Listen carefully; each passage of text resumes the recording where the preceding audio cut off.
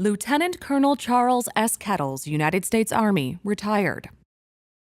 Lieutenant Colonel Charles Kettles was born in Ypsilanti, Michigan on January 9, 1930.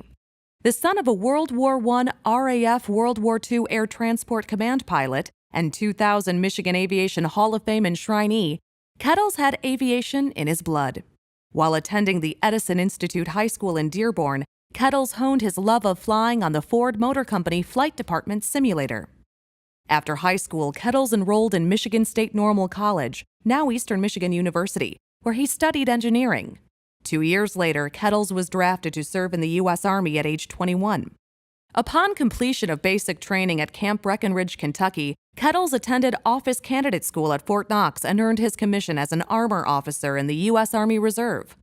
Kettles graduated from the Army Aviation School in 1953 before serving active duty tours in Korea, Japan, and Thailand.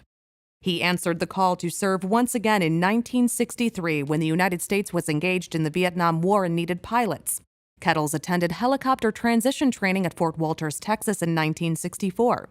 During a tour in France the following year, Kettles was cross-trained to fly the famed UH-1D Huey.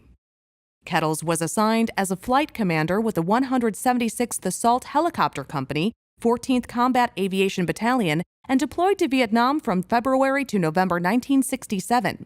His second tour of duty in Vietnam lasted from October 1969 through October 1970. On May 15, 1967, then Major Kettles volunteered to lead a flight of 6 UH-1D Hueys to carry reinforcements to an embattled force and to evacuate wounded personnel. Enemy small arms, automatic weapons, and mortar fire raked the landing zone, inflicting heavy damage to the helicopters. However, Major Kettles refused to depart until all aircraft were loaded to capacity. He then returned to the battlefield to bring more reinforcements, landing in intense enemy fire that seriously wounded his gunner and severely damaged his aircraft. Despite the risk posed by leaking fuel, Major Kettles nursed the aircraft back to base. Later that day, the infantry battalion commander requested emergency extraction of the remaining 40 troops. With only one flyable UH-1D remaining, Major Kettles volunteered to return to the deadly landing zone for a third time, leading a flight of 5 other helicopters from the 161st Aviation Company. Once airborne with rescued personnel aboard, Major Kettles was advised that 8 troops had been unable to reach the landing zone due to heavy enemy fire. Major Kettles passed the lead to another helicopter and returned to the landing zone to rescue the remaining troops.